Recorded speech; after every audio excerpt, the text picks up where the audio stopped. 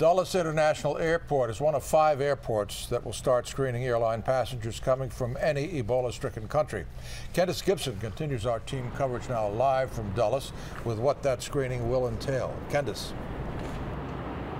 Well, Gordon, the vast majority of passengers who arrive here at Dulles International will not experience the screenings. It will take place right below where I'm standing right now. That's where some members of the CDC plan to be stationed come Saturday, and that will be the front line in the battle against Ebola here in America.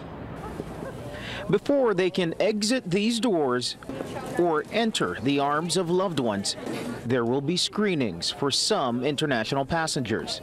Dulles is one of 5 U.S. airports where, come Saturday, the government plans to test the temperatures of passengers that flew through West African countries. That's good, because it's so scary, you know, like what happened to the guy coming from Liberia. That guy was Thomas Duncan, and he entered the U.S. late last month by passing through customs at Dulles, as do hundreds of thousands of other passengers each year with itineraries that originated in West Africa. You think that's a good idea? I think it is, yeah.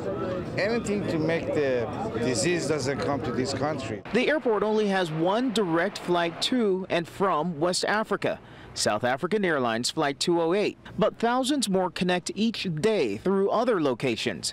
While medical experts maintain the new moves by the government will do little to prevent Ebola from landing in the U.S. again, many criticize the U.S. for being slow to act. These Saudi Arabia passengers are just returning from a pilgrimage to Mecca, where for the first time members of the faith were blocked from attending because of the scare. Nigeria and some of the countries which are more prone to it, they did not issue the visa this year. So the government didn't issue, they were very limited.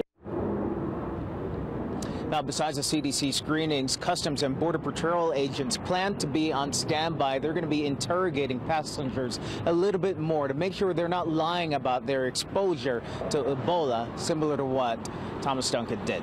Reporting from Dulles, Candace Gibson, ABC 7 News. Okay, Candace, thank you. And more details now on the NBC cameraman treated for Ebola in Nevada. Ashoka Mukpo was covering the Ebola outbreak in Africa when he contracted the disease. And today, word that American Ebola survivor Dr. Kent Brantley has donated blood to Mukpo. Doctors say the Ebola survivor's blood could have antibodies to help boost Mukpo's immune system. He did the same thing for another Ebola patient who, in the end, also survived. As our team coverage of the Ebola outbreak continues, coming up at 6 tonight, D.C. Bureau Chief Sam Ford will take a look at how D.C. emergency crews are preparing to deal with any patients that may come their way. A grim subject.